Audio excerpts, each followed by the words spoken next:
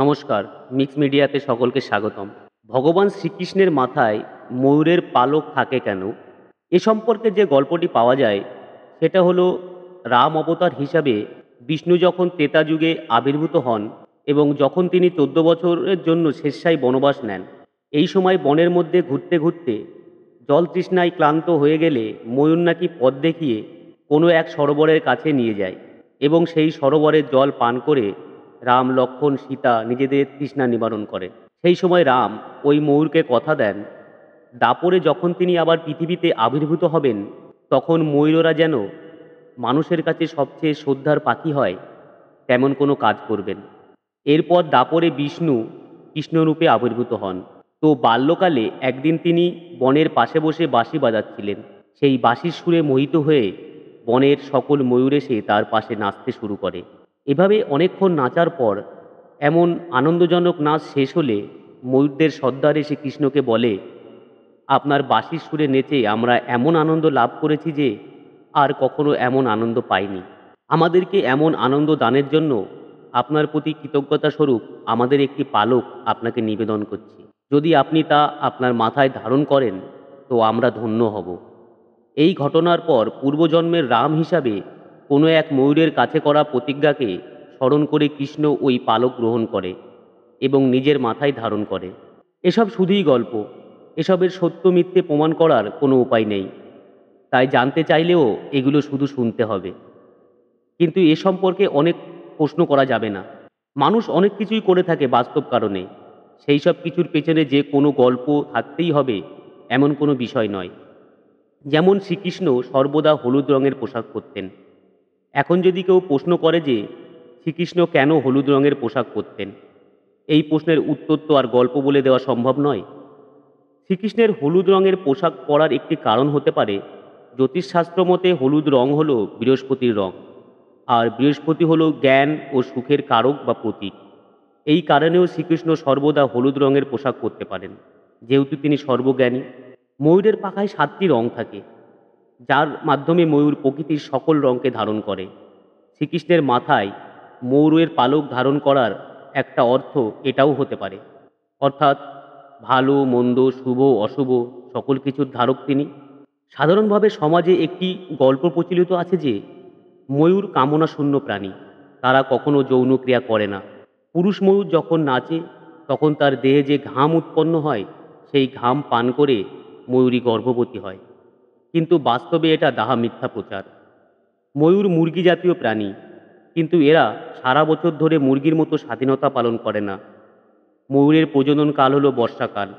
এই সময় ময়ূরেরা প্রজনন করে থাকে এবং সেই সিজনে একটি ময়ূরী গড়ে 25টি ডিম দেয়। সেই ডিম থেকেই ময়ূরের বাচ্চা হয়। কিন্তু বাচ্চা অবস্থাতেই ময়ূরের অমন সুন্দর পালক গজায় না। ময়ূরের পালক গজাতে থাকে 6 মাস বয়স থেকে। এ প্রসঙ্গে আরও একটি তথ্য দিয়ে রাখি, ময়ূর তার পেখম মেলে নাচে শুধু যৌন মিলনের উদ্দেশ্যে, ময়ূরীকে আকর্ষণ করার জন্যই। যে ময়ূর তার পেখম মেলে সর্বোচ্চ ভালো নাচে এবং যে দেখতে সবচেয়ে সুন্দর, তার প্রতি ময়ূরীরা আকৃষ্ট হয় এবং তার সাথে যৌন মিলন করে। ময়ূরের পাখার কিছু আধ্যাত্মিক ক্ষমতা আছে। সেই আধ্যাত্মিক ক্ষমতার প্রতীক হিসাবেও শ্রীকৃষ্ণ তার মাথায় ময়ূরের পালক ধারণ করতে পারেন।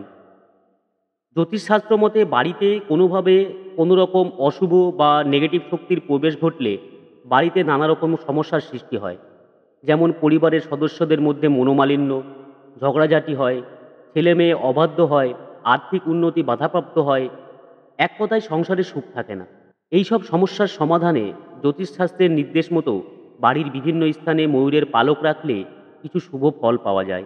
এসব নিয়ে ইউটিউবে অনেক ভিডিও আছে। ময়ূরের পালকের গুণাগুণ লিখে সার্চ করলে সেগুলো দেখতে পেয়ে যাবেন।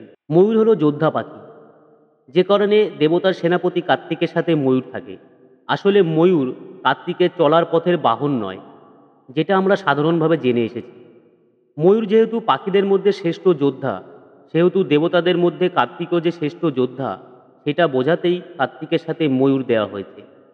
তাই ময়ূর কার্তিকের বাহক নয়, কার্তিকের বিশেষ তথ্যের বাহক। এছাড়াও ময়ূর পৃথিবীর সবচেয়ে সুন্দর প্রাণী। এই ময়ূরের পালক মাথায় ধারণ করে শ্রীকৃষ্ণ এই তথ্য আমাদেরকে দিয়েছেন যে তিনি যেমন সবচেয়ে সুন্দর, তেমনি তিনি শ্রেষ্ঠ যোদ্ধাও। বাস্তবেও শ্রীকৃষ্ণ শ্রেষ্ঠ যোদ্ধা। তিনি কখনো কোনো পরিস্থিতিতেই কারো সাথে যুদ্ধে পরাজিত হননি। সেটা শিশু বা বালক অবস্থায় রাক্ষসদের সাথে যুদ্ধ হোক বা কংসের সাথে লড়াইয়ের হোক। শ্রীকৃষ্ণ হলুদ পোশাক পরিধান করে যেমন আমাদেরকে এই তথ্য দিয়েছেন যে তিনি জ্ঞানী, তেমনি তিনি মাথায় ময়ূরের পালক পরিধান করেও আমাদেরকে এই তথ্য দিয়েছেন যে তিনি শুধু সুন্দরী নন, তিনি শ্রেষ্ঠ যোদ্ধাও। মানুষের পোশাক পরিচ্ছদে তার মনের ভাব ফুটে ওঠে। যেমন যে মেয়ে মডেলিং করার স্বপ্ন দেখে সে সবসময় সেই ধরনের আল্ট্রা মডার্ন পোশাক পরাই পছন্দ করে বা পরবেও, আর কখনোই সে বোরকা পরবে না। কিন্তু যে মেয়ে বোরকা পরবে সে কখনো মডেলিং করার কথা ভাববে না। কোনো মানুষ কি বা কী ধরনের সেটা অপরজনকে সহজভাবে বোঝানোর সহজ উপায় হলো পোশাক পরিচ্ছদ। এই জন্যই শ্রীকৃষ্ণ হাতে বাঁশি রাখেন, হলুদ পোশাক পরিধান করেন এবং মাথায় ময়ূরের পালক ধারণ করেন। এখন এই বিষয়গুলি কী কারণে শ্রীকৃষ্ণ গ্রহণ করেছেন তার ব্যাখ্যা দেওয়ার জন্য নানাজনে নানা গল্প তৈরি করেছে, যেগুলি সত্য হতে পারে আবার নাও হতে পারে।